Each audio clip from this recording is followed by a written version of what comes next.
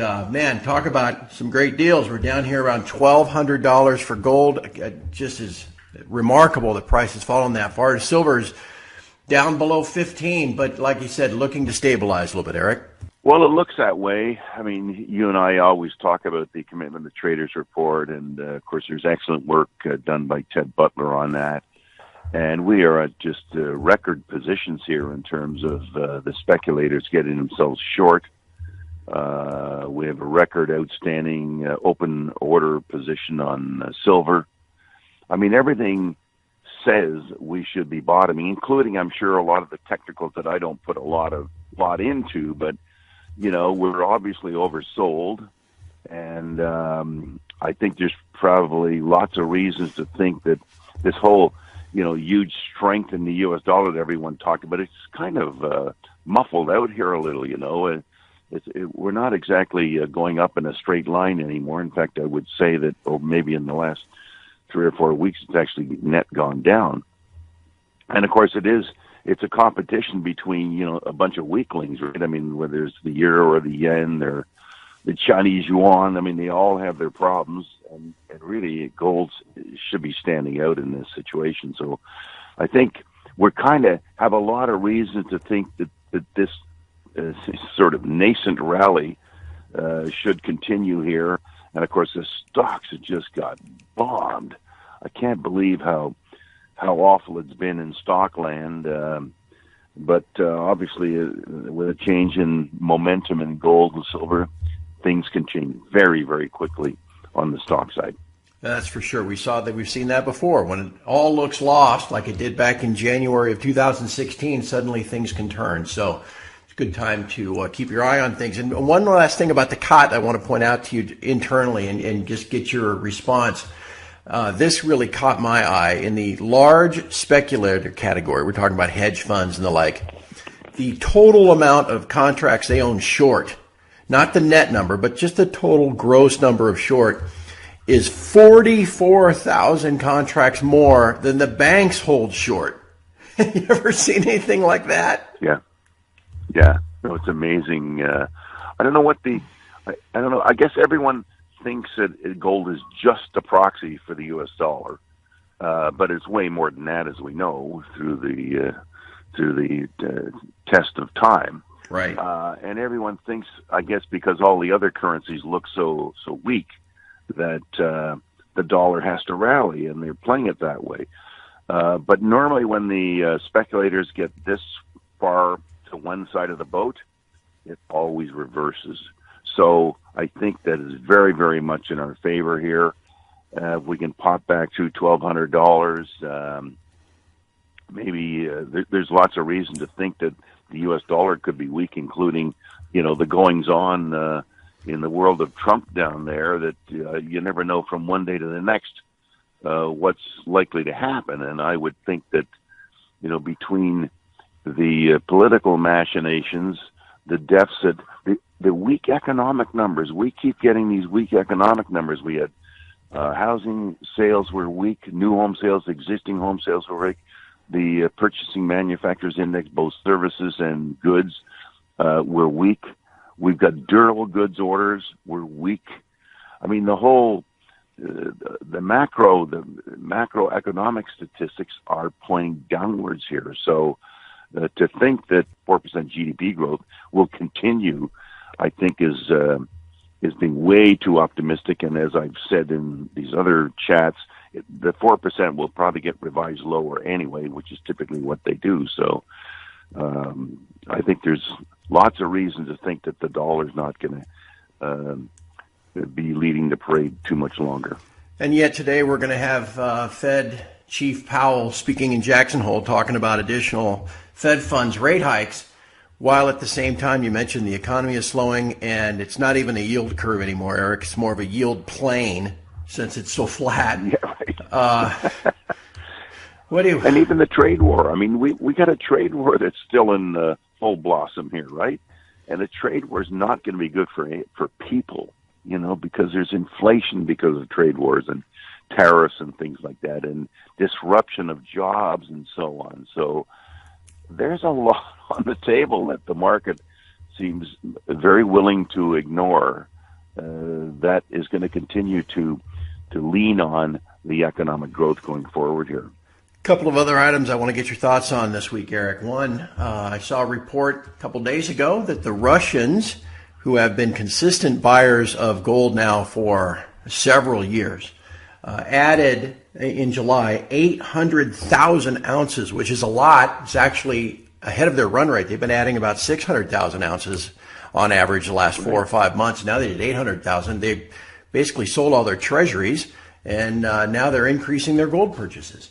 There's definitely stepping it up here, which is very encouraging. And I would think that most countries, the people in most countries today, would be thinking about owning gold with their currencies getting decimated on a regular basis.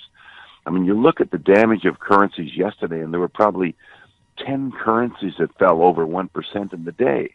You know, currencies are supposed to be stable. They're not supposed to be like stocks or something, but they're truly very, very weak. And whether it's Iran or Venezuela or Turkey or so many countries where the South American countries, the Brazilian real has been ridiculous. Peso's been weak.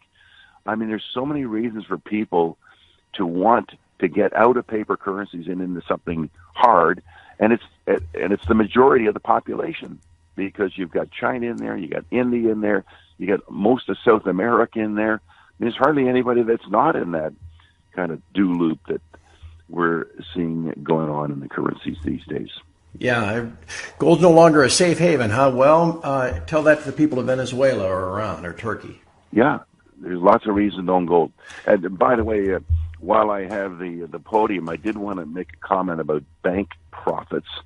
There was an article suggesting that banks in the U.S. had $60 billion of profit in the quarter, which is $240 billion annualized, which is a profit of $750 roughly for every American citizen. So if you're a family of 4, the banks made $3,000 of profit, not revenue, from your family, directly or indirectly. I mean, a lot of it's corporately related, but nonetheless, you know, we all have to sustain the corporations too, right? Unbelievable.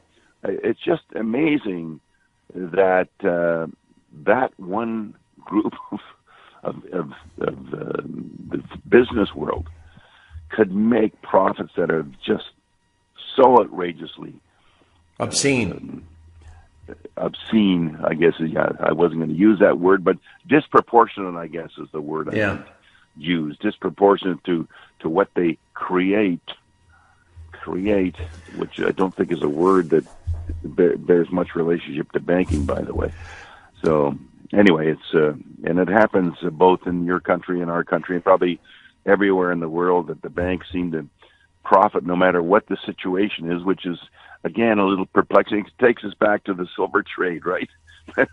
that theoretically, as Ted Butters of J.P. Morgan's never lost on silver. Well, that's kind of interesting that you've never lost on silver. Maybe you have a hand in the market, so right. That's the way it works. I'm reminded, though, of the old adage, you know, you give a man a gun, he can rob a bank, but you give a man a bank, he can rob everybody. That's true. Well, that's exactly what's happening, obviously, right? Exactly.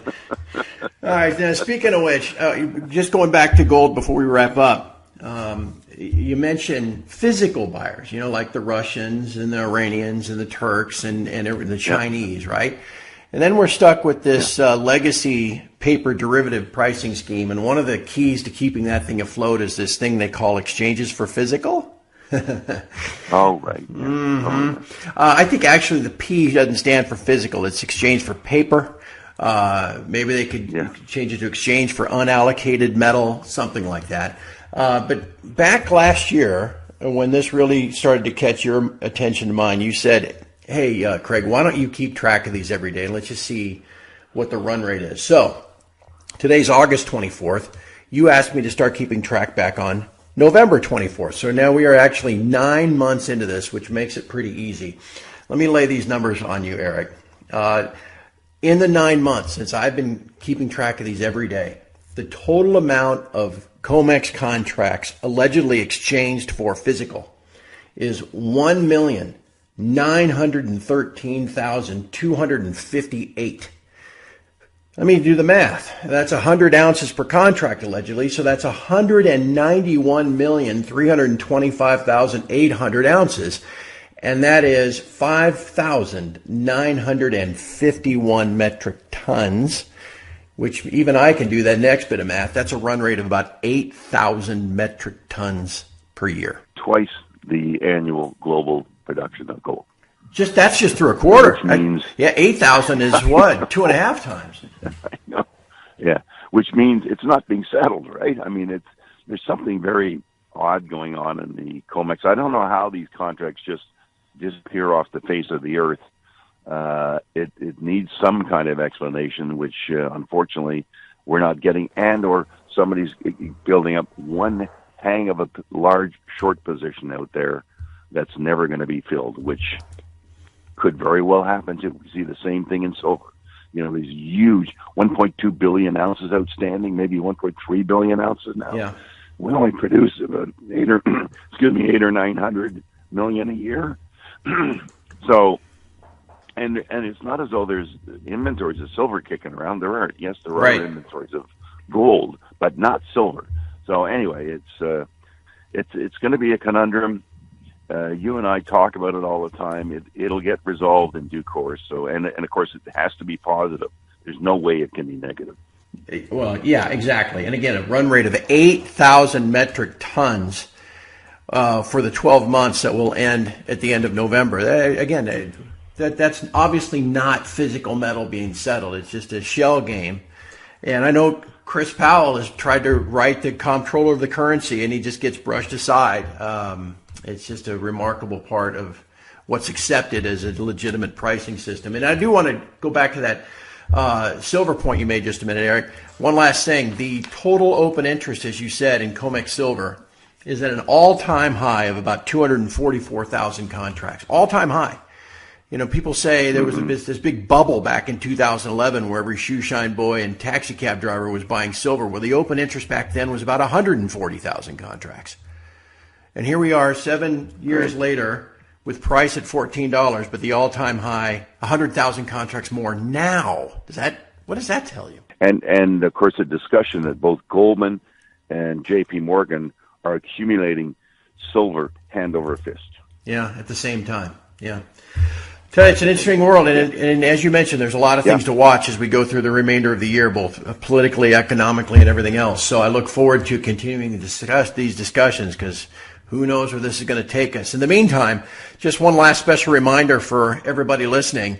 Our friend Eric here had his pick of the month here in August, and he decided that it was a Scottsdale Mint Patriot Metal 1 kilogram fine silver bar. So if you want to really load up down here below $15, what a great way to do it. But these kilo bars are limited in availability, so don't wait. If you want to purchase one, again, you can go to sprottmoney.com or call us at 888-861-0775. Eric,